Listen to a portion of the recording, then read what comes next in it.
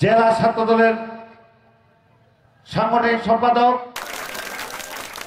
শিখা পাখি মঞ্চে উপবিষ্ট হওয়ার জন্য বিশেষভাবে আহ্বান করা যাচ্ছে।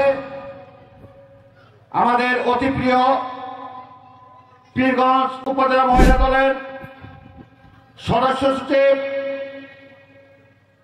মোসাম্মদ